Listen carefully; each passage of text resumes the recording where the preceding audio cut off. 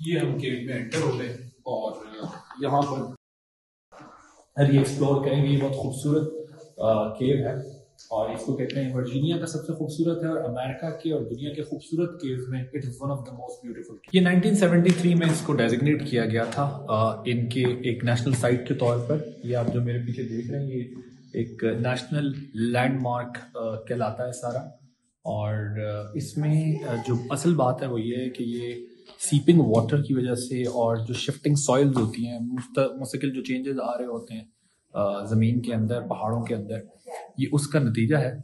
और इसमें कभी कभार ये जो वॉकवेज हैं वो भी कहते हैं इफेक्ट हो जाते हैं। कुछ चीज़ें अगर कभी यहाँ गिरती हैं क्योंकि शिफ्टिंग होती रहती है और मना किया इन्होंने कि किसी चीज़ को टच ना करें, वो भी टूटता। अब देखें कितनी खूबसूरती से जो है ये सारा लगता है जैसे किसी ने डिज़ाइन किया, अलग ही डिज़ाइन तो नहीं किया हो। ये नेचुरल केव है। इसको जो है वो नेचुरल लैंडमार्क भी इन्होंने 1973 में। ये आप देखें, आपको ऐसा लगेगा कि जैसे कोई मुजस्समे बने हुए अंदर। ये नेचुरल केव है और उसके अंदर ये देखें फेसेस, लग रहा है कि कोई चेहरा है। पूरी की पूरी नेचुरल केव है और इसके सिर्फ ये जो वॉकवेज बनाए हुए इन्होंने इस पे कटिंग की हुई है, थोड़ा सा इसको डेवलप किया हुआ है, बाकी सब ओरिजिनल है। ये जो आप देख रहे हैं कमाल की जो है ये केव है और वर्जीनिया की तो सबसे खूबसूरत है और दुनिया में भी ये टॉप रैंकिंग पे आती है।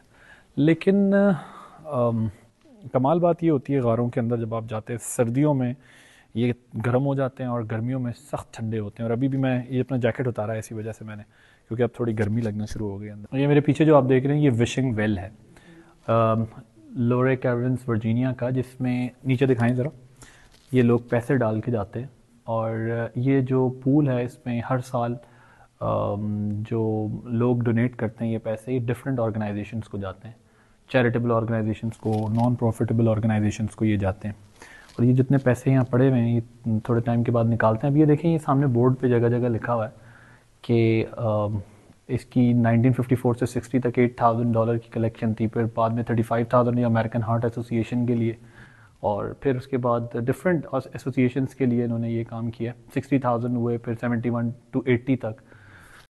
स्कूल ऑफ मेडिसिन के लिए यूनिवर्सिटी ऑफ वर्जीनिया के $1,44,000 हुए, फिर अल्जाइमर रिसर्च के लिए 1,63,000 हुए, फिर अमेरिकन कैंसर सोसाइटी के लिए 4,86,000 कलेक्ट हुए, और जेवेनाइल डायबिटीज़ रिसर्च फाउंडेशन के लिए 2,82,000। सो बड़ा अच्छा काम है ये कि चैरिटी भी हो जाती है। यहाँ पे जो लोग आते हैं वो पैसे डाल के चले जाते हैं और ये रिसर्च पे जो है वो खर्च करते हैं। और अमेरिका में आपको पता है दुनिया में सबसे बड़ी रिसर्च अमेरिका के अंदर।